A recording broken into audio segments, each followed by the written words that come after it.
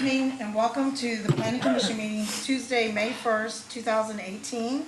And if you will stand and join us to the pledge of the flag, please. I pledge allegiance to the flag of the United States of America and to the republic for which it stands, one nation, under God, indivisible, with liberty and justice for all. Thank you. Anyone wishing to address any of the items on tonight's agenda or make a public comment, please be advised that the cards are at the back of the rear, and there'll be 2 minutes, not unless you need an interpreter, and according to the new law, then I'm able to double the time. Thank you. Okay, may I have a roll call, please? Proaño. Here. Talarico. Present. Tasmagwal. Here. Satori. Here. Di Giovanni. Present. Okay, so now we have to approve our minutes for the April 3rd, 2018 meeting, please. And before I ask for a motion, I would like to ask that the minutes reflect from the last minutes. That would be to reflect as where it says Commissioner Di Giovanni suggested the applicant provide a dedicated area in the main lobby for the distribution of public transportation information, a children's play structure, and a dedicated area on the roof, and a bicycle storage area, and a dedicated area on the ground floor. And with that, I would like to ask that the minutes, motion for the minutes be approved with amended. I'd like to make that motion. Second. Thank you. And can I have a voice vote, please? All in favor? Aye. Aye. Hearing none. So I would like to ask that if we can, on a voice vote, if we can remove item number 2, out of respect for our Public Works gentleman, Richard, and that it would be a real short item, and then I'll recuse myself for the item number 1. So may I have a voice vote, please, to hear number 2 in preference to number 1 at this time? Okay. All in favor? Aye. Okay, thank you. So, this is the general plan consistency finding for fiscal years 2019, 2020 capital improvement program to the Planning Commission agenda.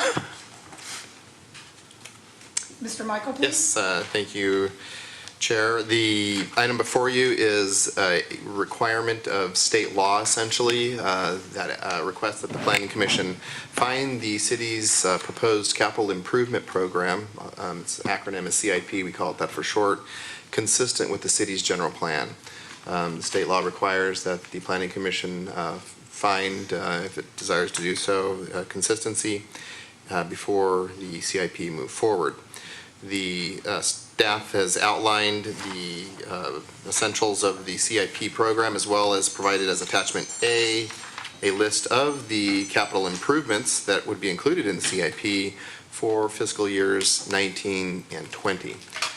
If there are any questions about this item, Public Works staff is available to answer those, as is planning staff. I'd like to ask if any of the commissioners have any questions concerning this item.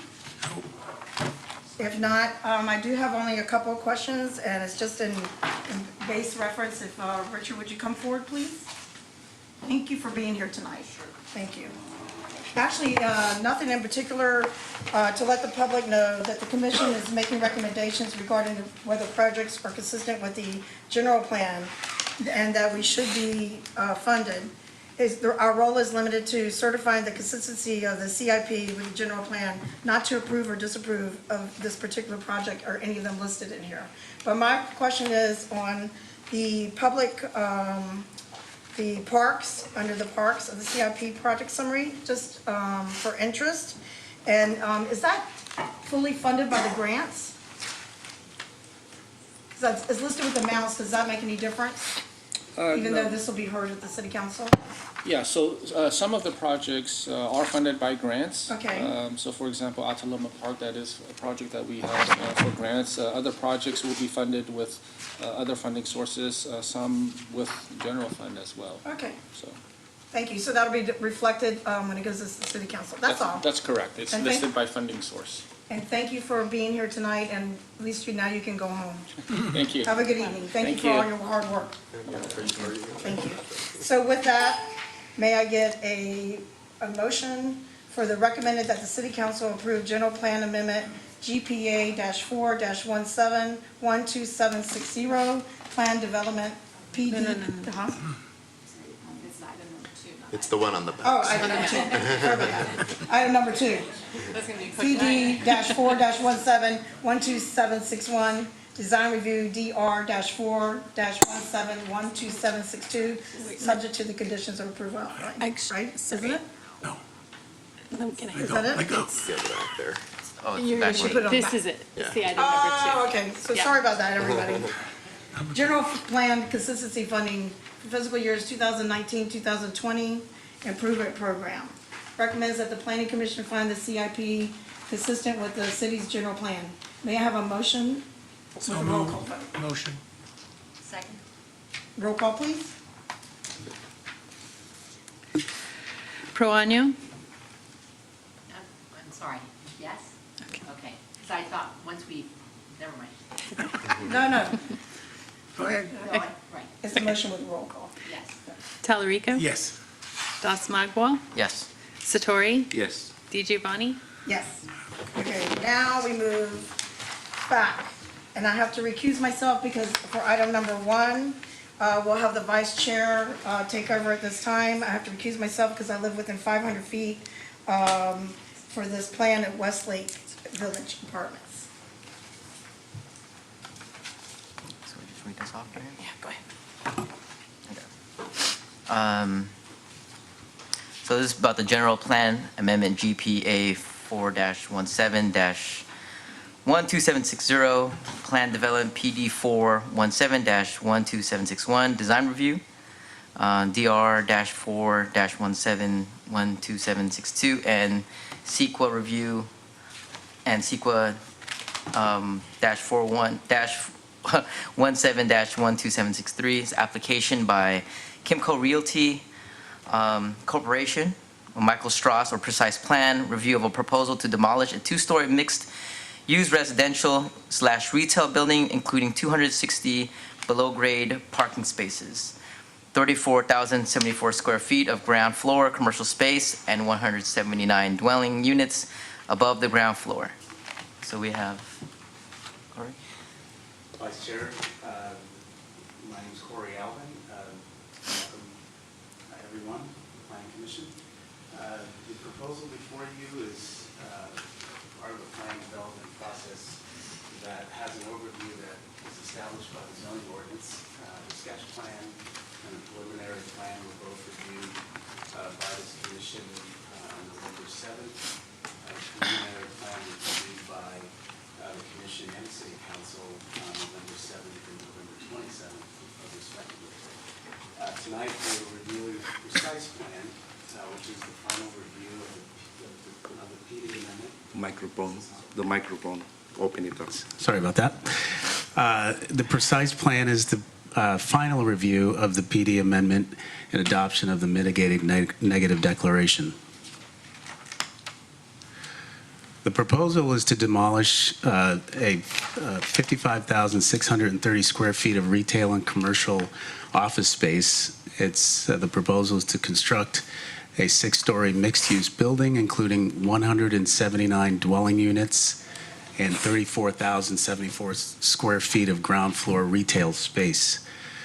The proposal will include a subterranean parking garage providing 260 parking stalls, and the proposal will proposes to construct a new auto access road along the south facade of the proposed building connecting Park Plaza Drive and Westlake Center Drive.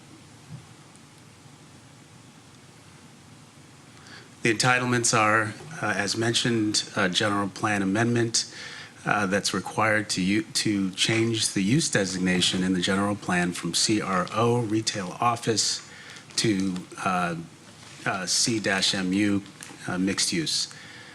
And an amendment to change the PD 60 zoning standards to include residential development.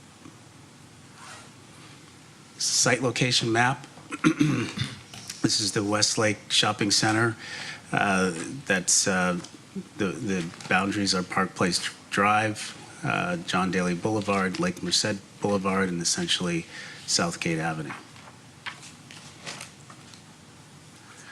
This is the subject site looking southwest from John Daly Boulevard.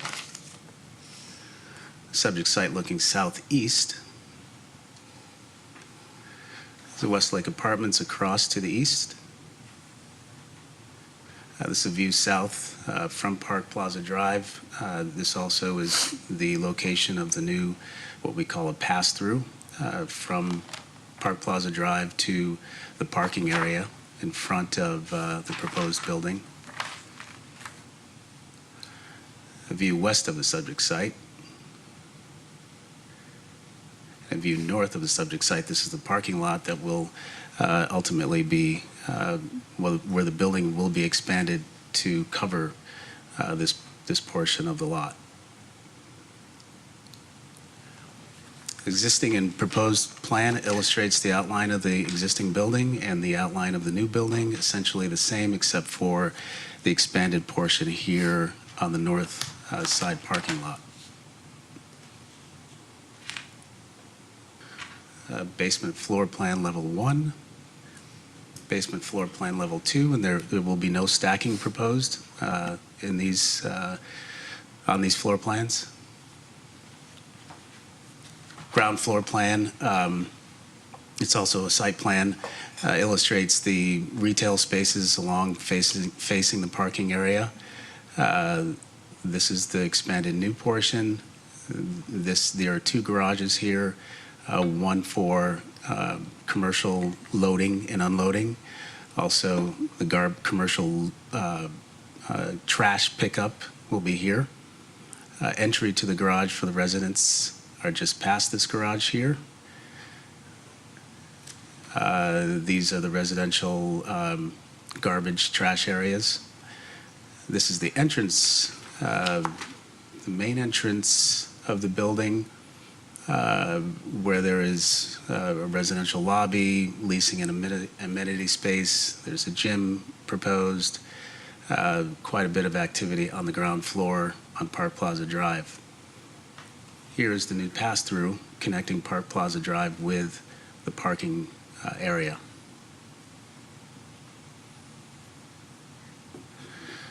This is an illustration of the pedestrian and bicycle circulation plan. The applicants have done quite a bit of work working to separate and delineate the path of travel for motorists and pedestrians and also bicyclists. We will be working with the applicant or continue to work with the applicant to create signage and markings on the road to try to keep motorists separate from pedestrians and cyclists. Through the chair, just a question. Those colors, could you delineate which the colors mean? Traffic, people, cars? I'm seeing Yes. yellow, green, Yes. blue, I think. The green is pedestrian. This sort of orange color are bicycle circulation. And that's where I was sort of mentioning that, you know, we're going to be asking for some sort of signage delineation, some sort of way to keep cyclists and motorists separate along this parking lot area and also out toward Westlake Center Drive. Let's see, the red, this area here, and there are little red blocks here. Those are bicycling parking areas. Okay. Thank you, I just, And just, On the next slide. point of order, Your Honor. Yeah, if We you want can to just see it. let him finish the presentation, then we can probably ask the question later on. okay. Okay. So the line of thinking is solid here, okay? Mr. Chairman. Yeah, no, pardon me, I agree only to the point that there was on that last one, I just wanted to point out something because it was a concern and it looks different, so Yeah, we that's the can only ask that reason. later on. Yeah, but you know that road where you, the previous slide, the road, yeah, there. Yeah, that cross road there, it indicates, where you say it's orange are vehicles, correct? Or pedestrian? Pedestrians are green. Okay, pedestrian, so what I was asking is, there was a concern that had come up here at our meeting the last time regarding the passageway there, and I'm noticing that it's a little different, is all. And, I mean, in a good different, but, and is that something we're gonna touch on later? I don't know of a change. Is it a little, Do you think looks different? This is, I think, the same slide. is it, no, but I meant from previous, last month. Yeah, right? it's the same exact slide? It's pretty much the same. I mean, the corridor provides for pedestrian travel, bicycle travel, and vehicular travel. That's the next slide. I'll show the All three? vehicular. Okay, thanks, sorry, Ray. So, yeah, the next slide shows more of the vehicular circulation.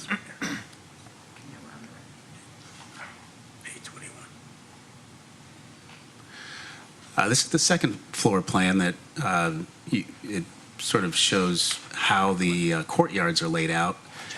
So the second floor here would be sort of overlooking and, well, actually the third floor is overlooking, but the second floor is the same level as the courtyards. And I have a perspective that I can also show the elevation of those courtyards and how they face the public right-of-way. Typical third and fourth and fifth floor plan. Oh. This is the podium and ground level of the landscape plan. As you can see, this is quite extensive. We were working with the applicants to make sure that there is a comprehensive green infrastructure as well as smart use of plants. Lots of variety. Pedestrian walkways are mostly have some sort of canopy of cover. Lots of hardscape that goes along with the courtyards, and just to sort of soften up the edges of the building, and also the entry and exits of the parking areas.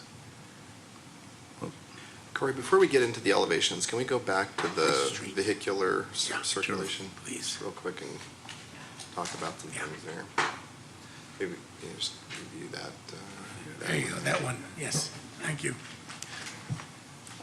Yes, the one thing to note here is that there are no proposed stop signs along Park Plaza Drive. And another significant change would be that the Walgreens would be moving from their present location to the Chipotle location, where the Chipotle location is currently. I think that the rest of it is relatively illustrative of what's going on, vehicular-wise. As mentioned in the last hearing, this pass-through will hopefully alleviate congestion in the parking lot coming in and out of the shopping center. And there is also some staff mitigation that we've talked about to alleviate some of the congestion along Westlake Center Drive, which I'll get into on a subsequent slide. So we've gone through the floor plans. We're back to the elevation. This is the west elevation facing the parking lot. East elevation facing Park Plaza Drive. South elevation and north elevations.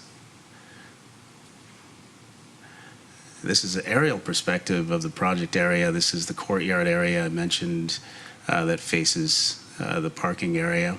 As you see, there are lots of balconies along this facade. Perspective looking from John Daly Boulevard, looking sort of southwest. Perspective from Park Plaza Drive. This is the pass-through, the new pass-through area here. And the perspective at the corner of the new pass-through in the parking lot. Perspective of the west elevation. And these are photo simulations. This is a perspective photo simulation from Park Plaza Drive. That's the existing view, and this is what it would potentially look like from this area. This is the outline of the new building here. Same here from John Daly Boulevard. This is the existing view. This is what happens when the building is inserted and constructed at that location. Perspective from Cliffside Drive, existing, proposed. And this is from John Daly Boulevard, further west, existing and proposed. The PD 60 zoning parking requirements are 3.29 parking stalls per 1,000 square feet of leasable commercial space. The actual parking ratio for this project would actually be 3.35 parking stalls.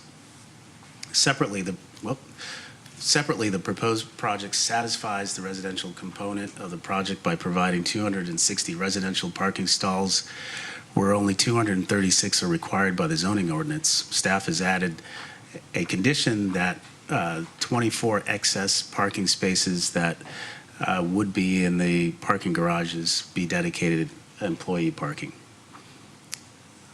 So those are the excess parking past 24. 24 just for employees of the whole Of the, residential, Walgreens, commercial? of the retail 24. spaces, 24 parking spaces. That's it? That's extra parking that won't go to residential. Okay. It'll be dedicated employee All right, parking. thank you. Yeah. Project affordability, all rental projects of 5 or more are subject to an affordable housing impact fee upon issuance of a building permit. However, the ordinance in place at the time of the building permit issuance would likely be the determining factor as whether the actual construction of affordable housing units is necessary. So the applicant is aware that the affordable units may ultimately be required if the ordinance is amended to require such. Based on an initial study, a mitigated negative declaration was determined to be at the appropriate level of environmental review. As indicated in the initial study, the project largely would have no significant impacts on the environment. The mitigation measures for impacts considered potentially significant are included in the mitigation monitoring and reporting program prepared for the project and therefore are conditions of approval. The initial study does find the proposed project would generate fewer external vehicle trips than the existing development during weekday, daily, and AM and PM peak periods, and that the proposed project would generate 17 net new external vehicle trips during the Saturday midday peak hour. In response to concerns regarding traffic congestion within the shopping center, staff will work with the applicant in adding lane selection sign information for motorists turning left onto Westlake Center Drive from John Daly Boulevard. Staff will also work with the applicant to improve pedestrian safety at the interior intersection of Westlake Drive and where Walgreens is currently.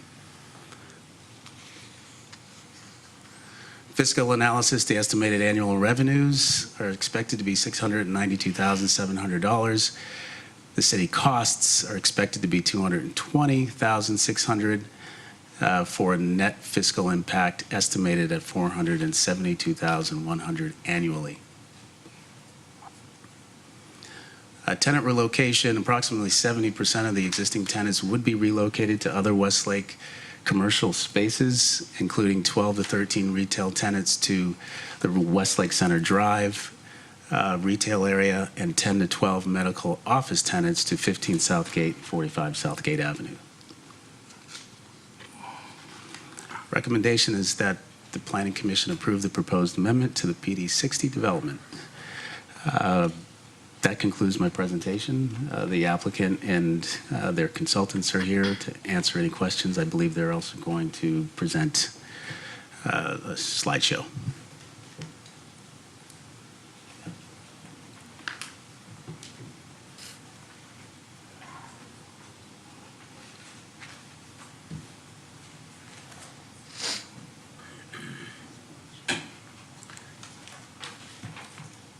Will we have time to question together I mean, because there's lots of, Yeah, there will be plenty of Plenty of time time. for Good. questions. And also, just to point out, we also have our traffic, and the city's yes, traffic definitely. engineer I as think well, I met so. her before.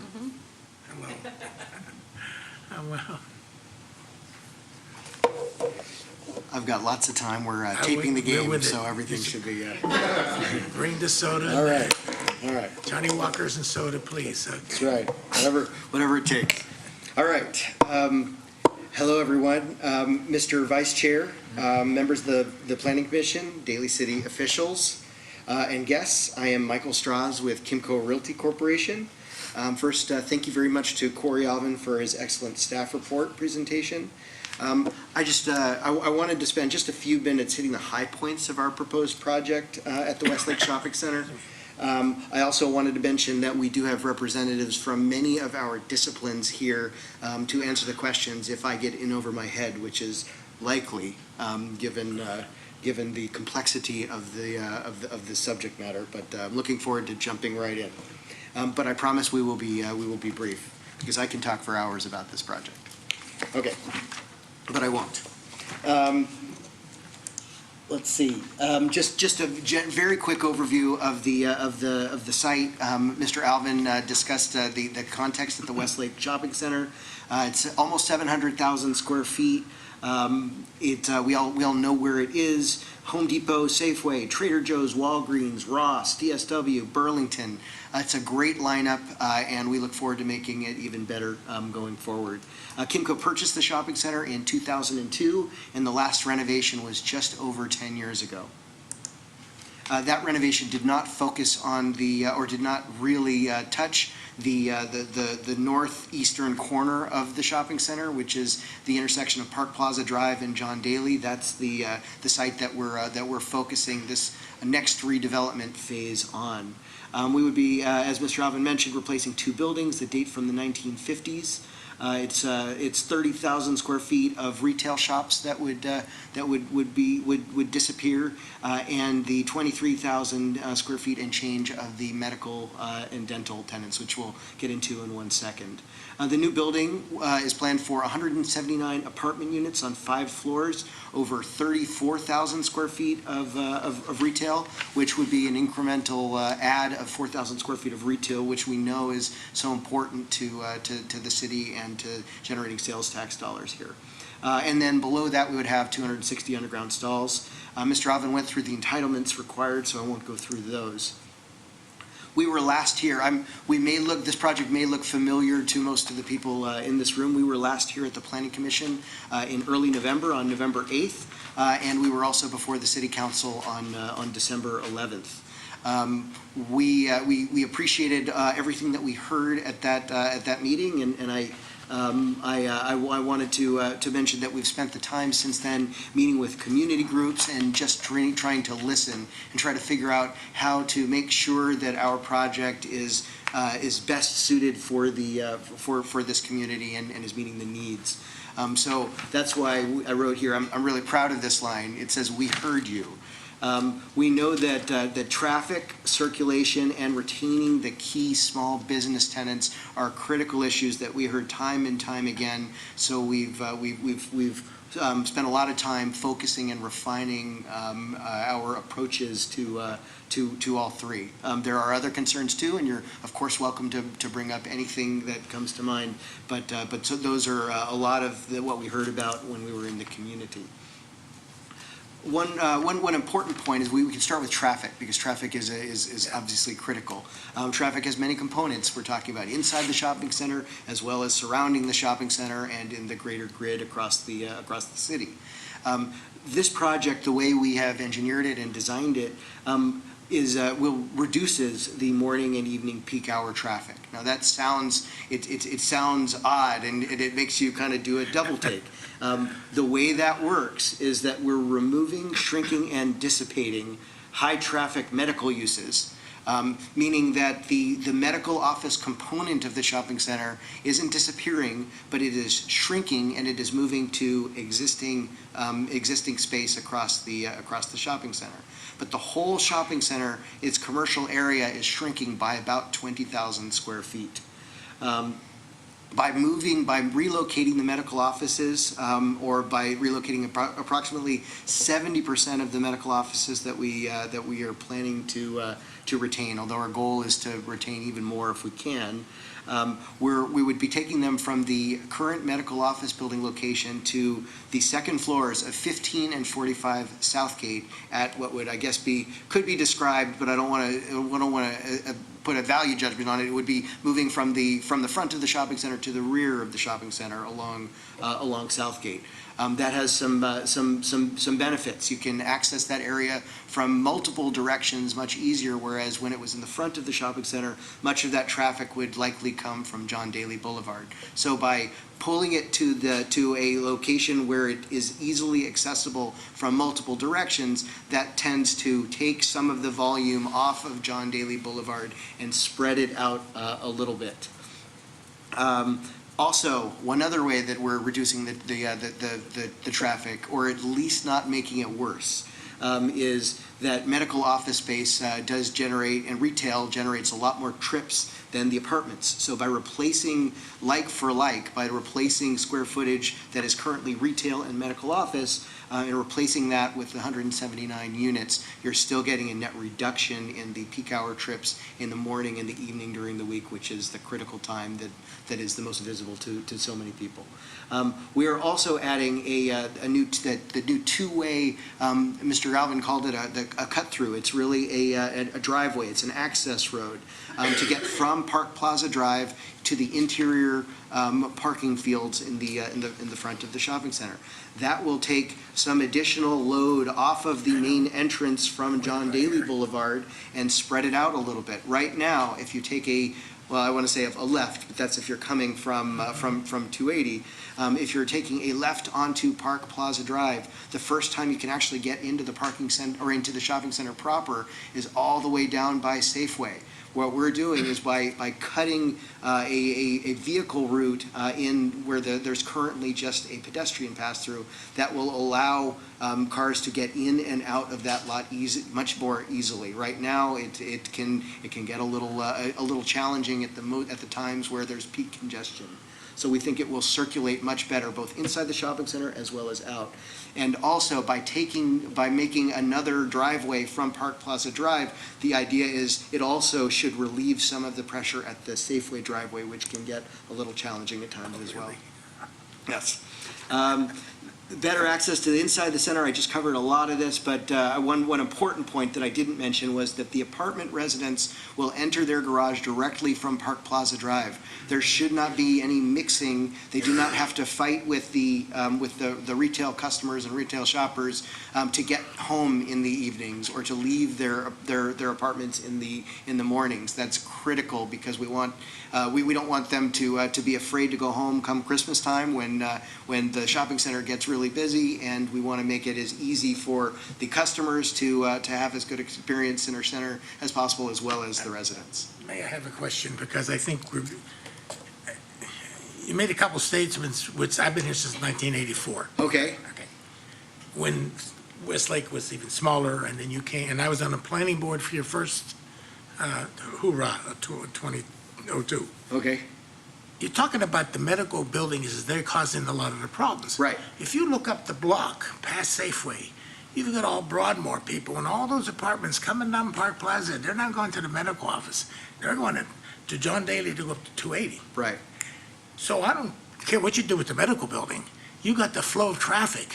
Have you take the clock and measure the flow in the morning and night from the apartment dwellers coming down there? That's not all medical. That's apartment people. 8 o'clock, 7:30 in the morning. Right. So your medical move is fine. You're saying there's a lot of medical traffic and all that. But what about that flow? Well, and I apologize if I misspoke. It's the number one. I would say that we have studied Park Plaza Drive All the way back to Broadmoor. Well, I have great news, and that is that our traffic engineer is here this evening, and he has a couple of slides after I run through it. So we're happy to roll up our sleeves and jump right in. Well, no, I'm saying because we're not here. There's Broadmoor 3 blocks up. There's a school, and there's all Broadmoor coming towards John Daly to go to 280, down Park Plaza. Right. And all those apartments on the other side of Park Plaza dump into Park Plaza to go to 280. Has everybody been over there at 8 o'clock in the morning? Okay, so it is a jam. Now going home at 4, the same way. They go to the apartments. So your plan is fine, and I understand the medical building, but there's a flow of business traffic at morning and night that doesn't even care about Westlake. I agree 100%, and we're trying to position it to put this project in its context, and I think Okay. that's what the traffic study does a good job of, but I'll just roll through this, and then we'll have our traffic engineer come up and address it. We talked about the two-way street, we talked about that one of the items that does impact the parking availability in the front lots is the medical office. Certainly the medical office people, as they come for their acupuncture or dentist appointments, tend to stay longer than a typical shopper might, who might decide to run into the UPS store. So by removing or by moving some portion of those medical office visits, at least it should also help free up traffic, which is another source of frustration for some of our shoppers whose experiences we're trying to improve with this project. Let's see, we talked about the medical offices.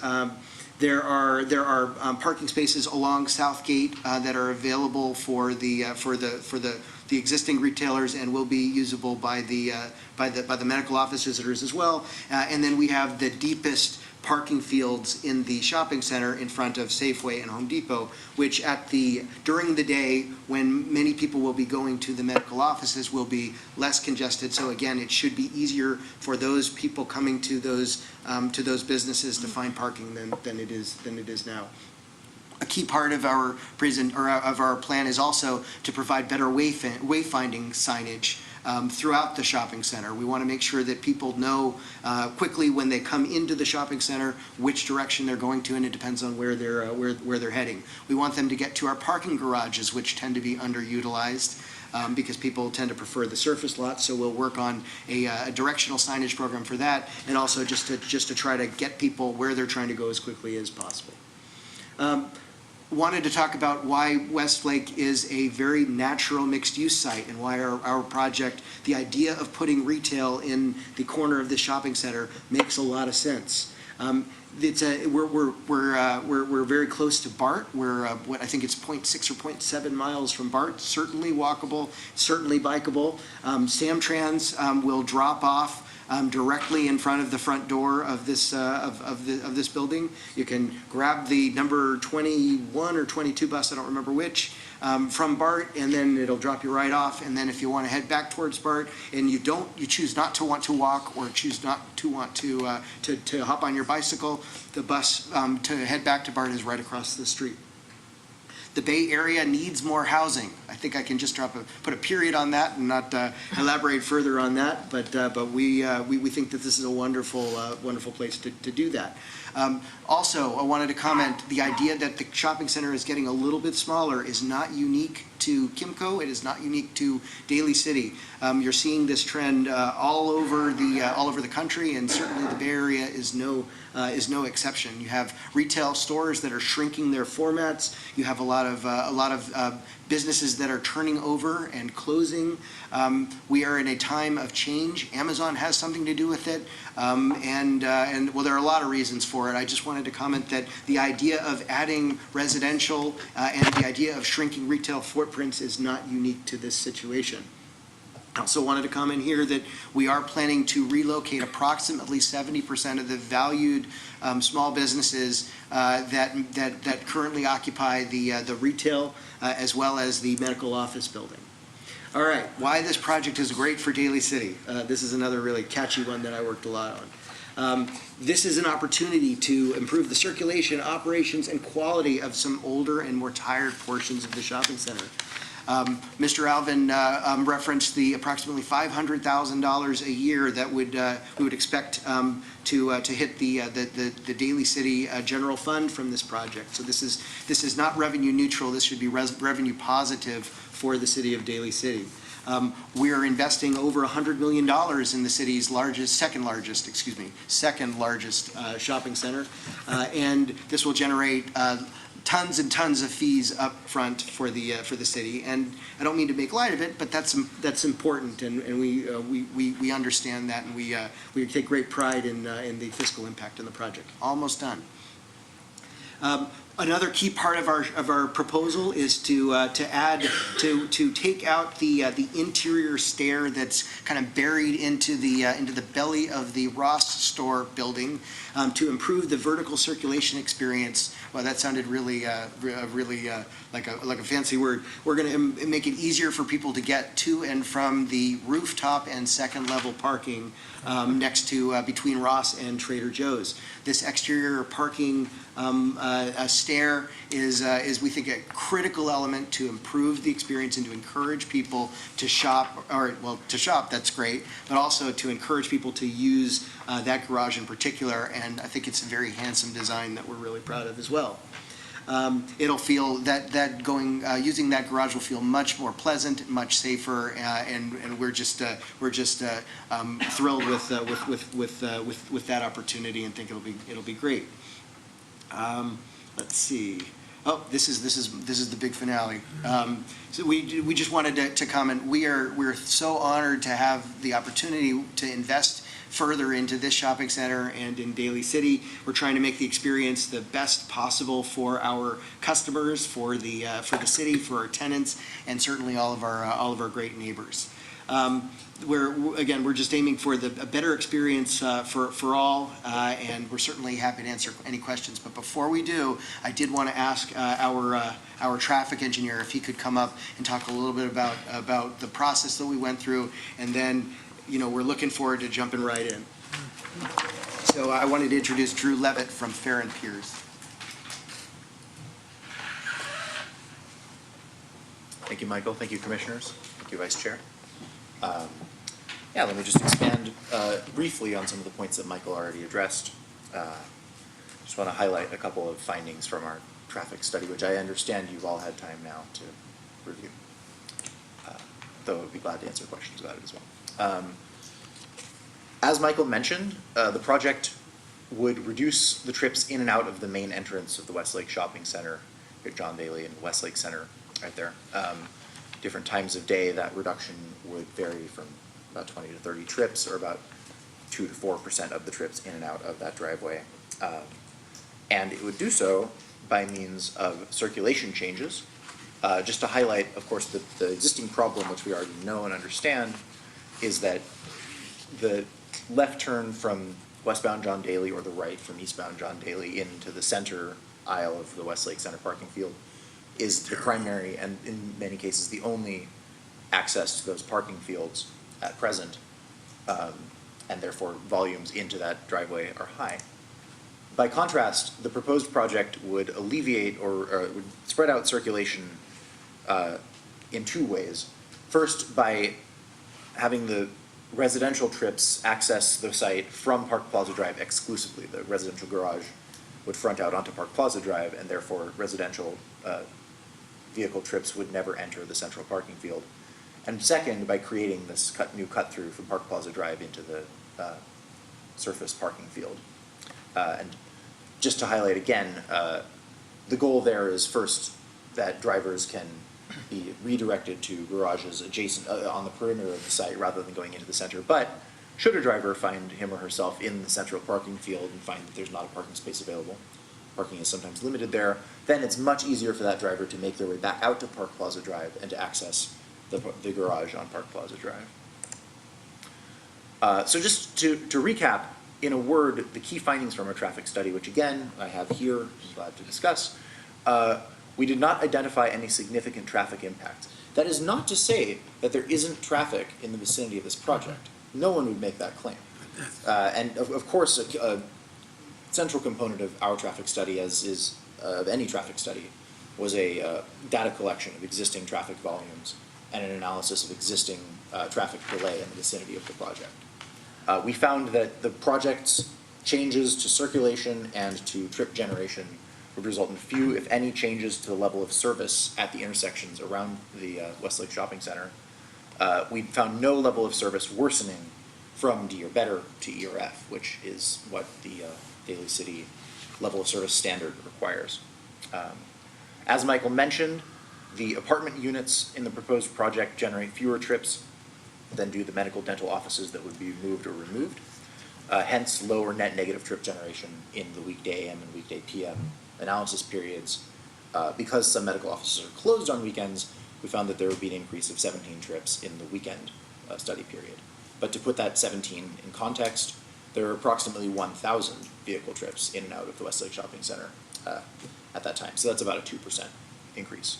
The circulation changes that I just mentioned, the residential garage being located on Park Plaza Drive rather than fronting out onto the central parking field, and the new vehicular access point on Park Plaza Drive would both help alleviate the circulation challenges at the John Daly and Westlake Center intersection.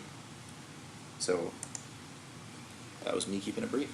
Thank you for your attention. Well, my question, I go back to my question, is Park Plaza Drive, when you did your traffic study, did you start at Park Plaza in Southgate or Park Plaza, in other words, up another 2 blocks? Park Plaza goes up towards Broadmoor.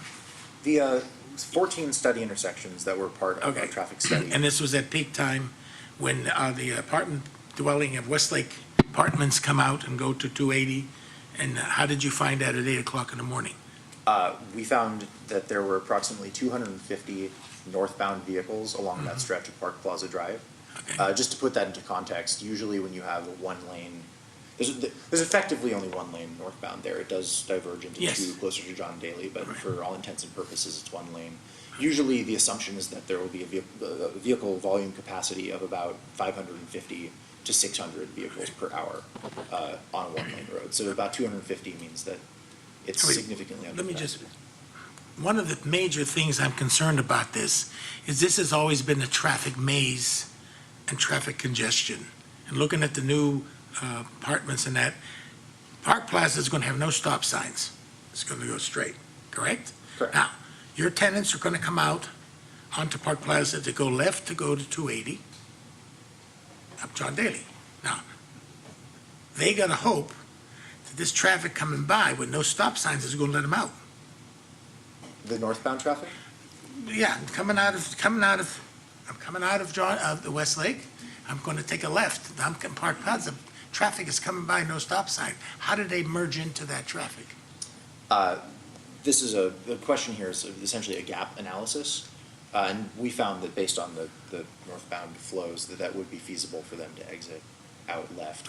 Not necessarily as soon as they arrive there, but, you would come to a stop as you exit the residential garage driveway. And we found that with about 250 or 300 vehicles per hour, that there would be sufficient they're gonna gaps be- for people okay. to make that left. Now, just, like, I just wanted to comment, Commissioner, also that there are no left turns that will be allowed coming directly out of the apartment building. Our residents coming out of their garage will be forced to turn right. thank you. That's what I'm trying to get to. Hooray. See? Now to clarify, because I was listening. Yes, well, there's My nobody traffic going to allow engineer you was in that not. traffic to. I live there, and if you try to take a left on a person that has no stop sign, you're dead. So now you said it, take a right and go. Thank you, very good. Okay, that solves one. There's other issue for me, which may not be in your bailiwick. John Daly and Lake Merced has a traffic light. Yes. Okay. The next traffic light is Westlake Center Drive. The next traffic light is Park Plaza. The Yes. next traffic light is Poinsettia. Now, this may not be yours, and it may be the city's engineer. When you come out and take a left from Lake Merced with a green light onto John Daly, quite a bit of times, you come out, and the next light is red at Westlake. Boo. Now, that gets green, it's red at Parkside. Park Plaza. Park Plaza. Then, okay, at Poinsettia, can we sequence the lights so that there's some flow? Come, my dear, come. No, because this is a constant, terrible thing. And it's not, nobody has ever looked at, you gotta have some sequence so that the drain goes away, so that the drain goes, sort of like a tub. The water goes down and it fills up again. I have an answer here, but Okay. I think Shirley's probably better. Okay. to answer. That's my dream. So we do try to time the signals on John Daly, but it is for the through traffic going east and westbound on John Daly. So if you are making a left from Lake Merced onto John Daly, Yeah. then you would have to stop at Right. this shopping center first. That's right. And then you would then get the green, but it's not timed the entire day. I know, and I'm right? asking, So, now you're adding 170, you have 179 units in the six-story building, right? How many, 2 cars a family approximately? So you're adding a lot of flow in there, or even if they're going right and coming out. Can there be a way to sequence? It can't be impossible. I used to drive out 19th Avenue, and if you went 36 miles an hour, you could go all the way down to the park. Well, can I ask a question? Why is it that only, you said east to west or west to east? Why are those timed? You so can't, that's the major movement, right? So when you sequence the signals along a certain corridor, you're trying to benefit the majority of the traffic. So most of the people are on John Daly going east and westbound. It's very difficult to try to anticipate like the left turns. But as we move forward with our CIP project, we will have an opportunity to re-time the signals. And so most likely when these apartments are in and the traffic has readjusted, then we'll take new counts and then Yeah, that- readjust the Right, timing. and just quick questions again, just for the, in your Westlake development, the new project, most of these things as a disabled or handicapped or old, period, there's not enough handicap spots in a couple of places that have already been built in the city, not enough handicap spots close enough to the vendors or the things. And forget your garages. We have canes and crippled walkers and it doesn't work. So can you look at it and study it and see if there's more availability at the ends of the rows, that there's handicap spot, and have your police or your local security check to make sure that the person in there is handicapped. I mean, there has to be, there's a lot of people parking and they're not, it's just I'm looking at because, not just me, it's hard. And that's why I don't shop Westlake. Okay, I have a hard time finding a handicap place.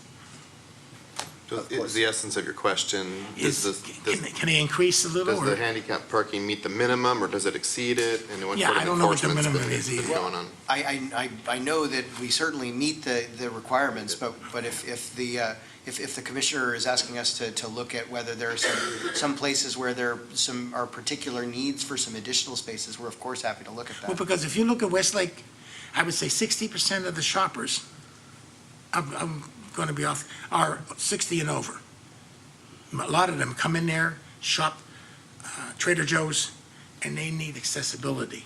They spend, so I'm just asking, I didn't know to look into that, to make it a little easier, because we don't do well in parking lots. I mean, parking buildings. We're happy to work with staff and address that. We're also happy to, if the commissioners or if staff want to suggest some areas that we think are particularly in need of some additional spaces, we're happy to study that. Thank you. I appreciate it. Through the chair. Your Honor, can I stop? Yeah, go ahead. Okay. Well, this is always a problem in any development, parking, traffic, all, well, any part of the world. But it is only a matter of common sense and a lot of managerial in traffic management. I have just attended the so-called Project Commissioners Academy, and I've learned a lot. Just like as Pablo Casals would say, I keep on painting to learn more about painting. That's what I want also. I want to learn also. Every day is a learning experience. And I was reading this book about Daly cities development, growth and development. It so happened that the Westlake is the cradle of commercial growth in the city of Daly City. It started there with the Pacelli family and the Dolgers and the March Bank. Now, we have the so-called revitalization program. We have to avail of this. This is very important to us for the growth and development prosperity of the city. And I agree with that, that we have to revitalize this by means of removing all those old structures. You know, just like the so-called medical building, it looks like a barnacles of an old ship, which must be demolished. If you have gone inside to that, it's really a mess.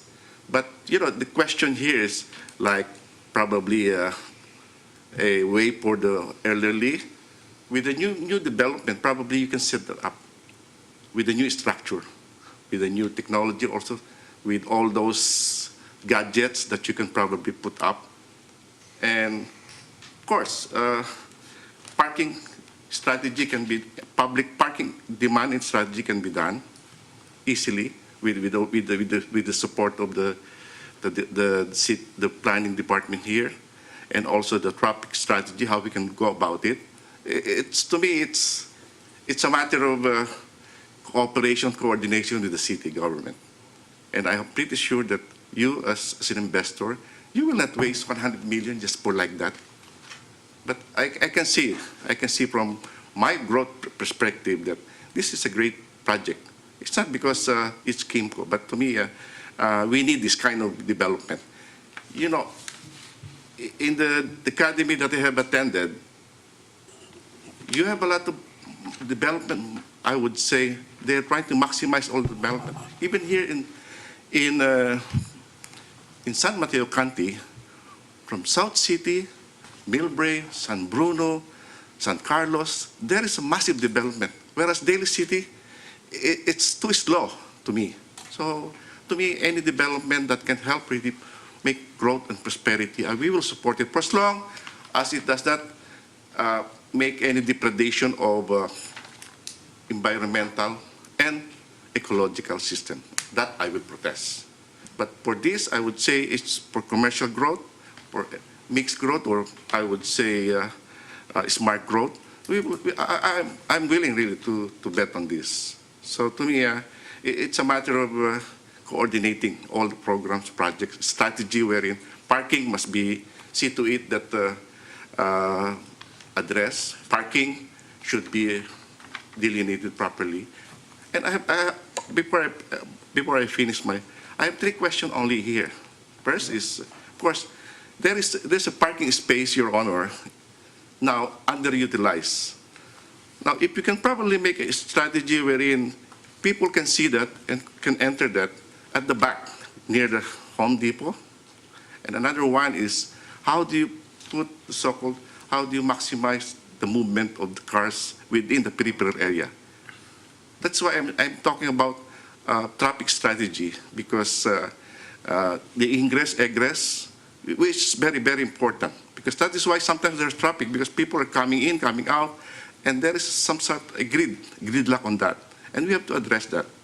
And then I believe that this is a catalyst project designed really to revitalize and the improvement of communities' urban design. This is, I'm not, because I've seen a lot of projects all over the country, and this to me is an upliftment to modernize the city, because we seldom see any development here to really to modernize the city. So I think this is about high time really to really to entertain such thing. As far as parking or even traffic, you know, I have seen a lot of worse places than Daly City. But this one is, I think, you can just address it together with Mike and Tatum here. They can easily draw that. I have seen a lot of places. With this, I would like, and another question, Your Honor, is about those that will be displaced. Some people have clamored to us that, where are we going after this? You know, this is their lifeblood for the last 30 years. So we have to address this also. We cannot just displace them because of economic development, you know, that we don't care. But we care, of course. But if you can probably address this also, and we will appreciate this. Thank you very much, Mr. Chairman. May I just, through the Vice Chair, I just wanted to say that I appreciated seeing your efforts in addressing our concerns, that what what I see is that you've not only addressed the concern that we had with regards to the stores or the businesses that are going to be displaced, but you've also looked at our concerns with regards to traffic and with regards to parking and such. So I'd just like to say that I appreciate that. Thank you, Commissioner. Okay. Thank you, Drew and Michael. I would like to open this up for a public hearing. We have Carol Conroy.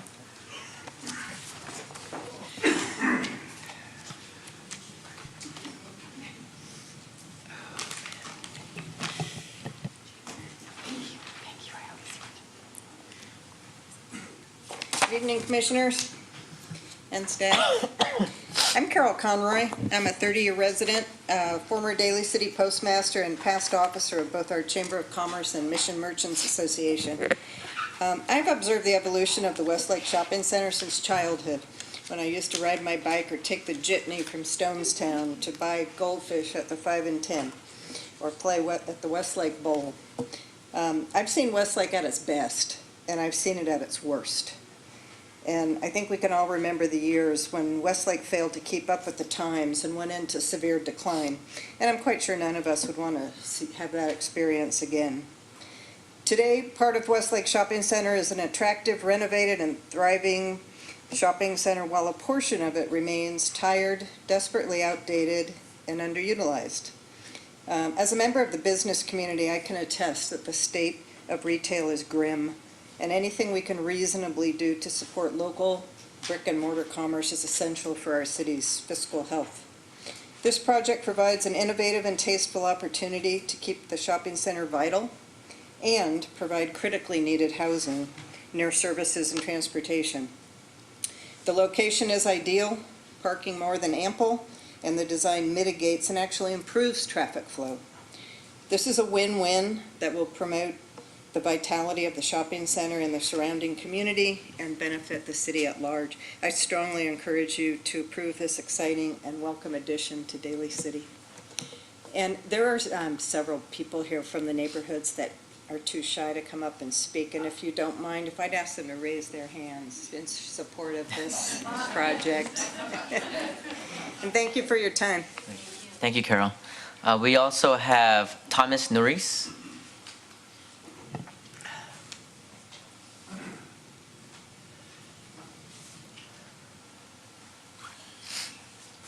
Good evening, Honorable Commissioners. I'm Tom Norris, and I'm a resident of Daly City. I've been involved in this community for many years, past president of the Chamber of Commerce here, member of our Personnel Board, also chairman of the Seton Medical Center, which services our community. I've had my offices here in Daly City as an attorney for the last 40 years. And I go back to 1962 when we first moved here as a kid. And so I've seen Westlake as a child, how it was then. And then when I opened my offices in 1978, my offices were in the Westlake Shopping Center. It was right up above the Georgettes of Westlake. My offices were there for 11 years, looking out on the parking lot. And as Carol indicated, the shopping center deteriorated, and the community suffered as a result of it. And after it was acquired by the current owners, we did see a lot of development and improvement. And I commend you in the level of attention that you're giving to this project, because, as the Commissioner said, it's critical for our community to be able to revitalize this area. It's a main area of Daly City. It serves so many of us. I live in the neighborhood. I live over by Joseph Westlake, and we walk weekly to the shopping center. We drive there. And so many of our friends come here from San Francisco to shop at Westlake. Walgreens is a 24-hour drugstore, and so many people come here. And Trader Joe's is a magnet. And we need to keep that level of a shopping center here, not just to serve us, but also to grow. And we all know that commercial real estate these days, especially retail, it needs to be mixed use. It's not going to survive. The world has changed. And this is a great way to be able to bring residential into our community, enhance the commercial that we have, and to also take care of some of our growth in our tax base, which is so important to fund so many of the services that we need as citizens. So I support it as well. Thank you. Thank you, Thomas. I would like to open up to the rest of commissioners if there's any more other questions, comments. Yes, go ahead. Park Plaza is going to be, Park Plaza during the construction is going to be a little bit of a mess. I'm asking, yeah, sorry. I mean, nobody wants to know. When you have construction and destruction and, Park Plaza is going to be trucks coming in and things and et cetera. Now, you're going to work within our guidelines of nothing before 8 a.m. and nothing after 4. Right. That's correct. We'll work Whatever within the fine. rules that the city provides. Yeah, Right. but I'm just saying, now, will you also have to reduce Park Plaza traffic flow? When the trucks go in, the cement trucks and that, there's going to be flagmen and situations. It can be quite hairy. Right. Because like I say, when the schools are out from Broadmoor and that, people come. So this has to be looked at very carefully because it will back up and then the people go shopping and come out of Safeway. Safeway, they want to go down and your trucks are backing in with steel and that. As part of the grading permit for this project, Yeah, but it's going to be the Public very, Works Department. that's a bad, it's It will bad be to a begin challenge, with. Commissioner. You're absolutely right. We'll obviously have to do everything to maintain a safe Yeah. and orderly environment. And there will be, I'm sure, some inconvenience, but we can certainly minimize it. And there are projects like this are built in even much more urban environments than this one. So we absolutely think it's manageable and we No, look I forward to just working with the city like to staff put on things that. out so that we're not said, oh, nobody said anything. Right. The City Public Works Department will review and approve a traffic control plan for all construction operations. Thank you. Teresa, you have any? Can I, Go ahead. Your Honor, can I ask one more question or two more? Regarding parking space. Yes, sir. I have gone to some parking space in I think Santa Ana. That whenever there is a vacancy, the lights comes out green or red. Can you have that indicator where I don't know if this is asking too much, but there are a lot of parking spaces now, garages, wherein there are when I went to Singapore, about 34 vacancy. Right. Can you do that for just like a Bluetooth wherein whenever there is a vacancy, it becomes green? Well, you do see those at some of the more modern parking garages, and they're pretty slick systems. They're pretty neat. They are quite expensive, especially to retrofit existing garages. I'm just asking if it is possible. Well, is it possible? Yes, of course it's possible. It's just it's likely not appropriate, not best utilized in the new garage that will be underground, that will service the residences. So what I think you're asking about is to retrofit I'm not talking about the garages. residents, but Right. talking about the so-called underutilized parking besides Home Depot. That would be a very, very significant Okay. investment. I'm and- just exploring the idea Right. in No, case. and it's a great idea. At this time, it probably wouldn't be economically feasible for us, but it's a great idea, and we would certainly hope to be able to implement that in some phasing, at some point in the future, but it's not planned as part of this project. Okay. The technology is coming to make things like that fairly commonplace. Okay. In the future, easier retrofit. Some open parking lots back east, Mhm. they have not even the garages, they have in the lots. So how you're traveling and looking for a spot, and they have green and red, it's full. But again, that's back east, so. Because I know a lot of people driving around looking for a space wherein if you have this indicator, at least you know where to go. Then going around that, it creates more traffic. People are getting around. Those kind of real-time displays are excellent. And just to expand on what Michael said, the reason that they're so costly to retrofit is you generally need to kind of dig up and Yes, and put a sensor, bury a yeah. sensor in every single parking stall. Well, Kimco's gonna do that for us. Because we were looking for a strategy here wherein we can alleviate the parking problem. That's why I'm asking. And it's a great point, Commissioner. I would just add that there's a first step, and the step is to try to increase our utilization of our parking garages. I would just comment that currently, finding a space in a garage is generally not the problem. The problem is, I don't want to say luring, but trying to convince or to encourage the cars to get into the garage. So certainly, if we get to the position where our garage spaces are more heavily utilized, then a solution like that would become much more, much more attractive and useful, I would suggest. But it's a great point, and yeah, the new garages are really slick. And, through the vice chair, I had a quick question.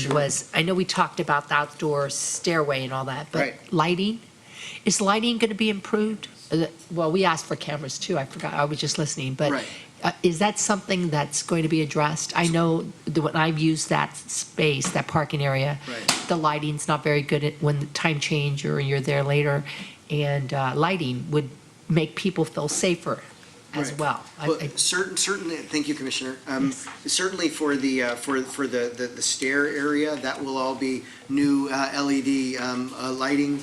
We can certainly look at some selective areas to retrofit in the Ross garage, because that's Right. part of this project. Yes. We're not currently planning to relight the Lake Merced garage, but if we did, I would see us doing that, starting on the bottom and trying to, and trying to enhance a level at a time. So I could imagine that we would do that over time, but retrofitting the lighting is for the Lake Merced garage at least certainly is not part of our current plans. Now, you have lighting already, which Yes. sometimes it's just, like I know this, sometimes it's just the bulbs, Well, you know? it is, but I think what you're talking, the kind of impact you're talking about is going from the incandescent bulbs up to the LED, Right, which does make I a see. big difference. Yeah. And Kimco has a capital improvements budget, and we plan, 5 and 10 years ahead. Sure. So we could certainly see making those improvements over time, and certainly on the projects on the parts of the project that are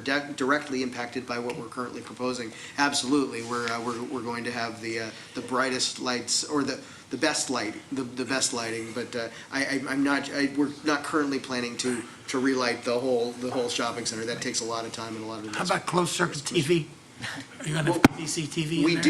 do have existing cameras in select locations. I know that staff is likely to require that in the new stair and in parts of the Ross garage, those will likely be required to be cameraed.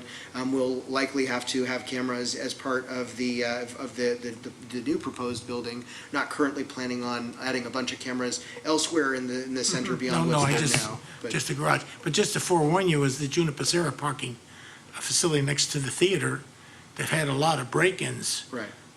And so they have their own security that goes around and around. Right. And they have the BART driver that drops his car and goes to BART.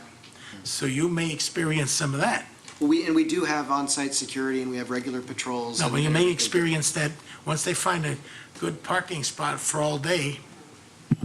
I'm just, Well, yeah, and it's a challenge. I mean, we have, I don't remember the count offhand, but well over 2,000 parking stalls as part of the shopping center, and monitoring that and making sure that the people that are parking there are to service the businesses is an ongoing challenge, Yeah. just like to everybody in our industry. thank you. Yeah, thank So I you. have a couple of things. I saw that one slide, housing is a need, but how affordable is it to live there? Right. And I know that you proposed paying the housing impact fee of $25 per square feet.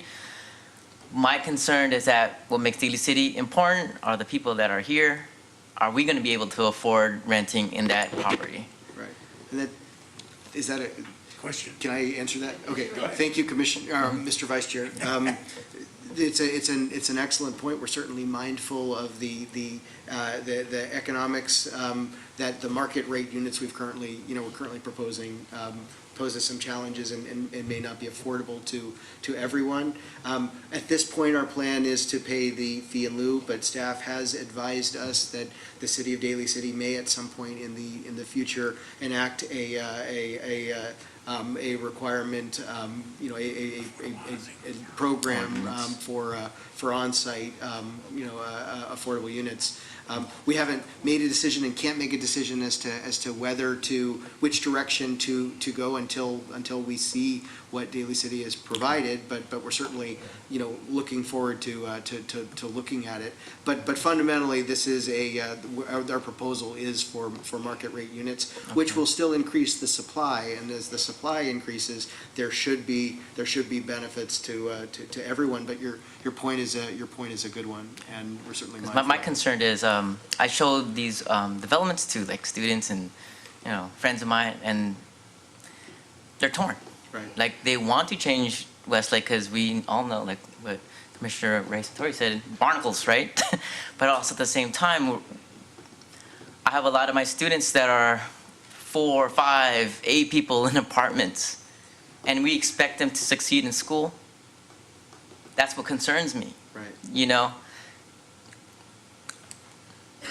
And I think that for me is, what is the way we can provide people to stay in Daly City? Because I'm seeing a lot of friends, family, moving out of Daly City, and that's what makes Daly City Daly City. Right. People are moving away. They're moving all the way out to Tracy or Vallejo, where it's more affordable, and that's one thing that's really concerning me.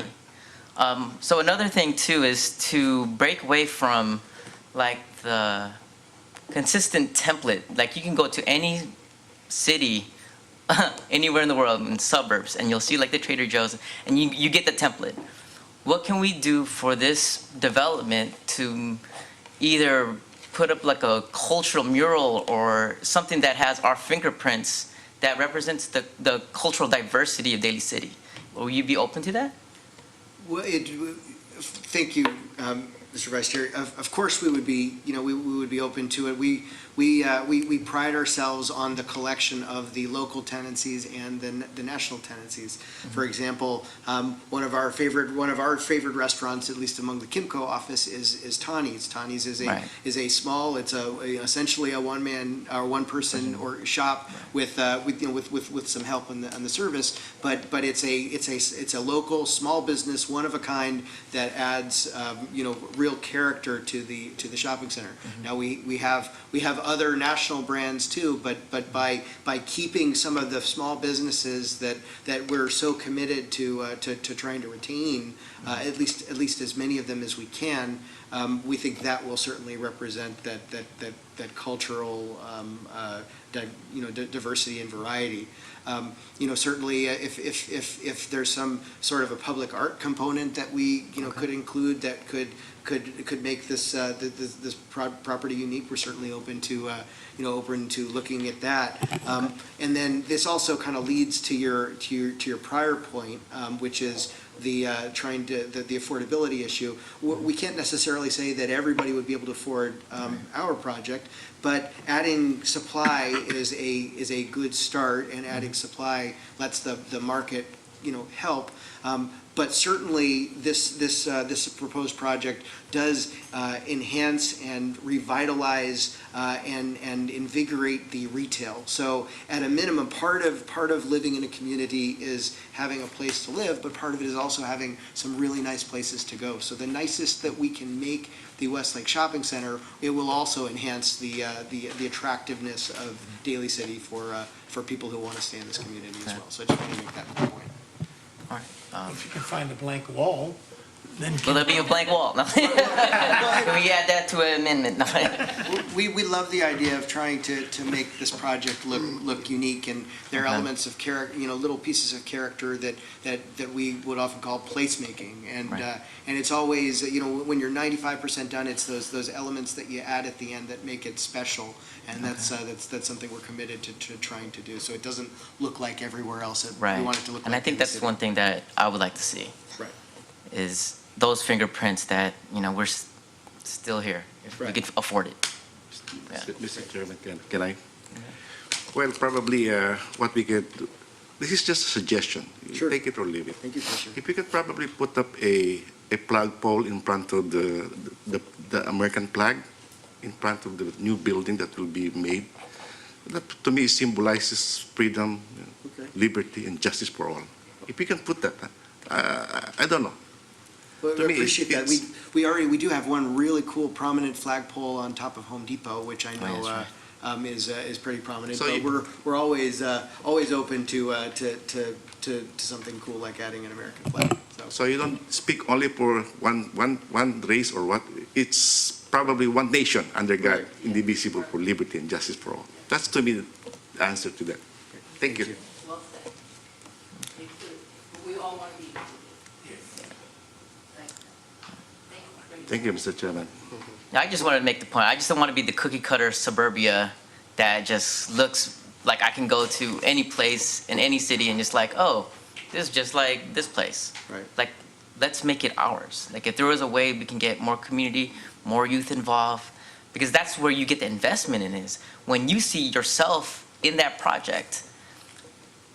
That's where you can get the buy-in, right? I'm the American flag, great, that's cool. But then sometimes, like, we need to see ourselves within the development some way.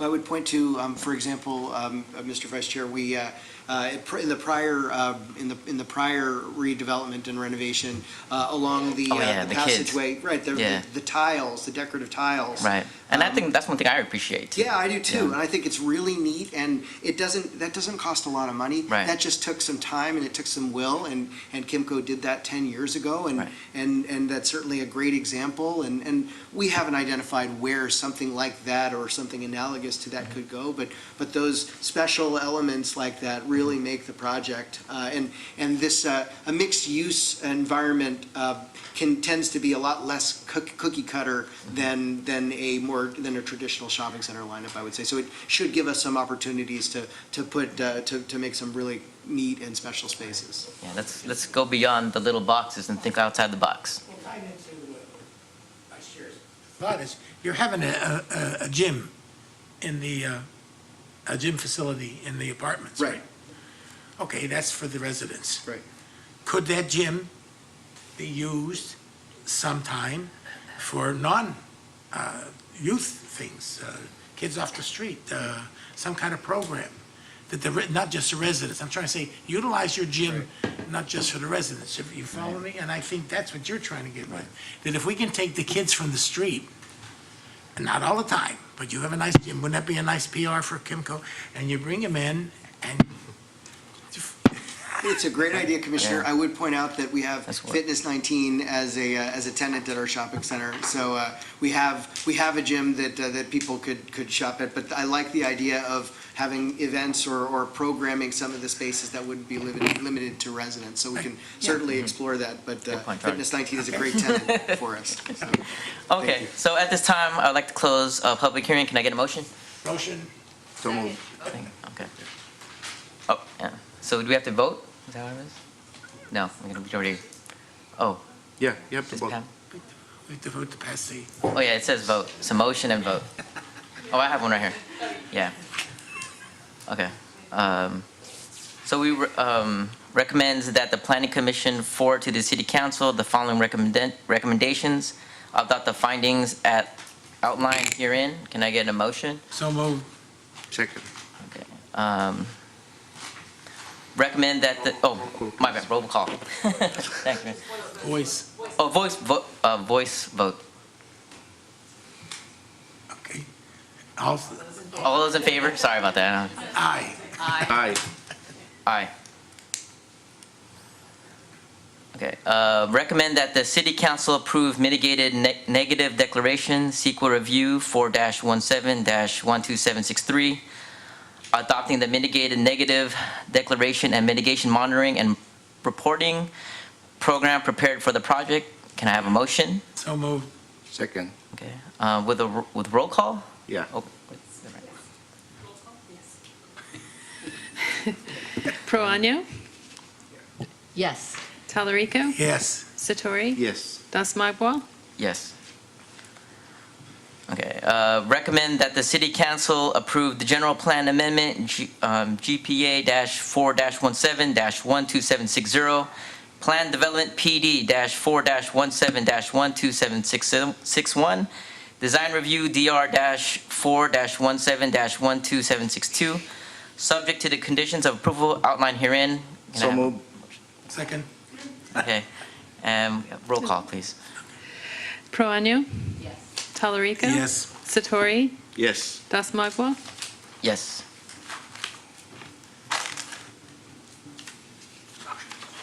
Okay. Oh, are we doing the report? That's it. That's it? I'm Okay, gonna so go get- motion, Mr. Giovanni. Oh, yes. Okay. I have to bring the chair. reports, are we still doing the reports? I can't remember. I think she has one. We still have. That one, right? Okay. CP. I think there's the reports. Commissioners Academy. How was it? Damn, I was- No, that's fine. I'm like fighting it right now. Oh, Oh, I like your dress. Green. Oh, thank Wow. you. How's New York? remember, commission reports? Were you able to follow this? Yeah, I did.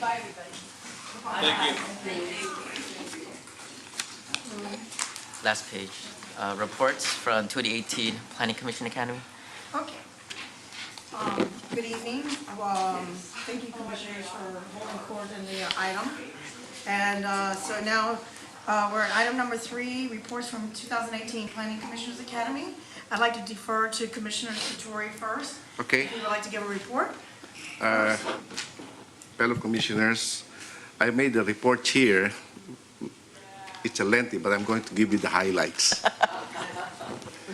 Report of the Planning Commissioner Academy Seminar held on April 4 to 6, 2018 at the Hyatt Regency, Monterey, California, from Reza Torre to the city of Daly City.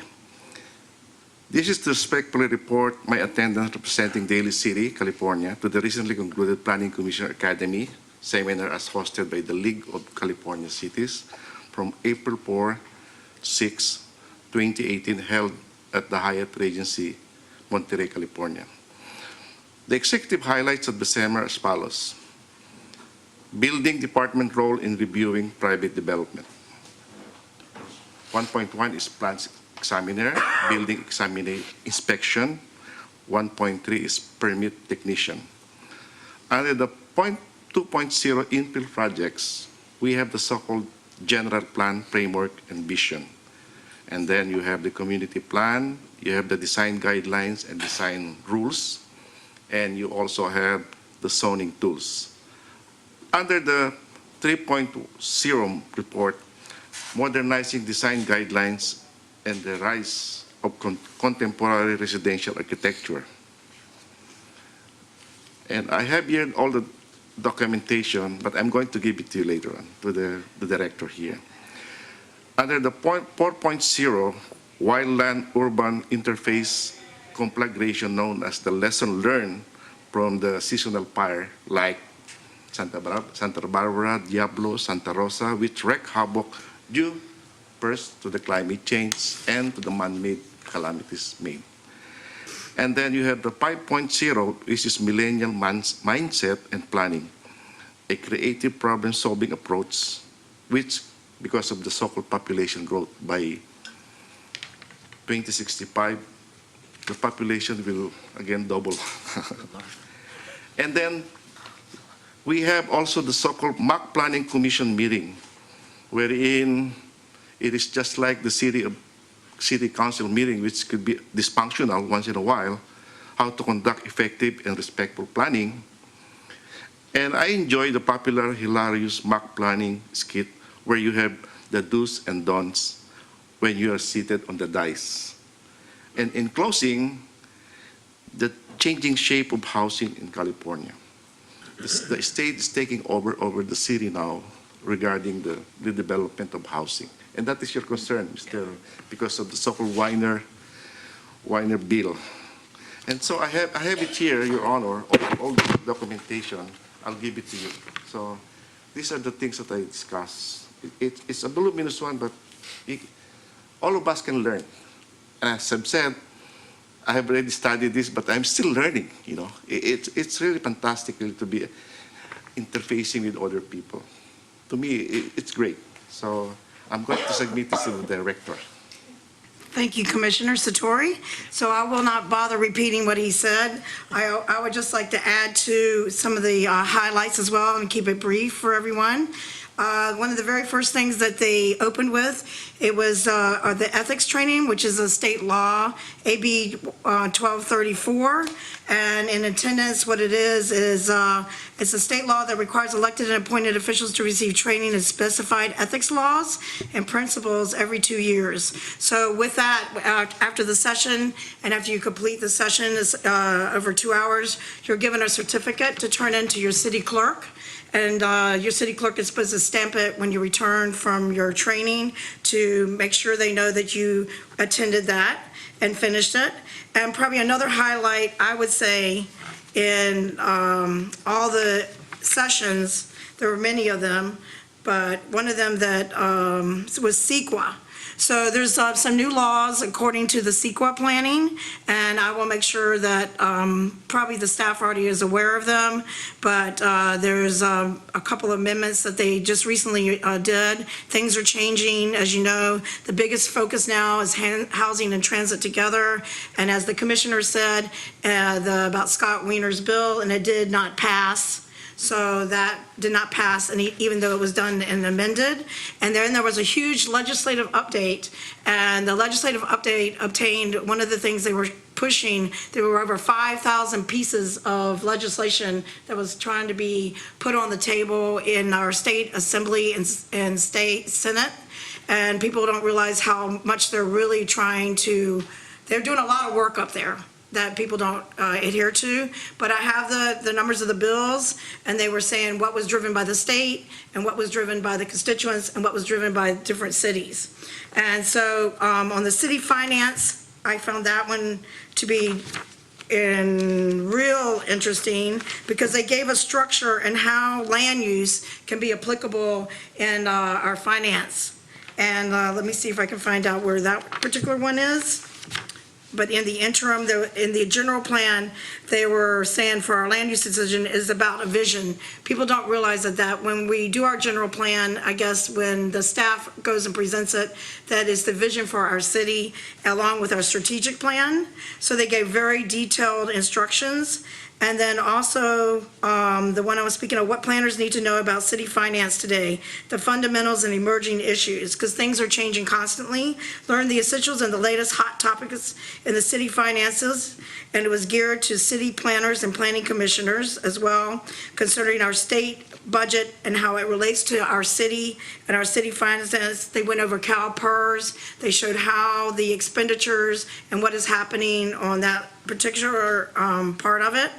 And let's see, there were a lot of great speakers, as the commissioner knows, the role of a planning commissioner. There were people, staff from many different cities. They also showed different ways that they're trying to engage with communities. One is the city of Fremont. So when they have a public hearing, what they do, they actually put out a large sign in front of the development that the public hearing is about, and they found out that they get more response than just putting a paper. They go above and beyond because some people don't look at the poll. So they were saying how cities like city of Fremont and I would say the city of Livermore and how they did a revitalization program. So there's many things, and I'll be able to put that together as well and submit it.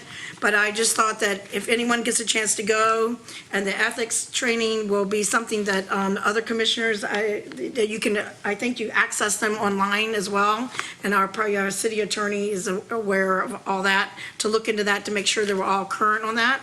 And with that, I would like to say that I agree with the commissioner, it's well worth going, and hopefully you guys can go next year.